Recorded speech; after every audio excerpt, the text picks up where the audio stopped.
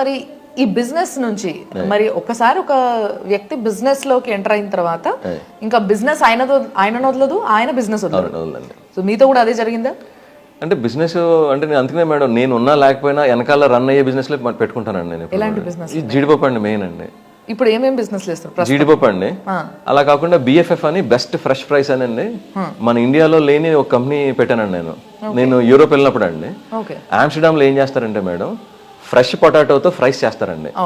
మన ఇండియాలో దౌర్భాగ్యం ఏంటంటే మేడం, మనకి 100% మనం ఫ్రోజన్ ఫ్రైస్ తింటున్నామండి. అందులో 5 రకాల కెమికల్స్ కలుపుతారండి.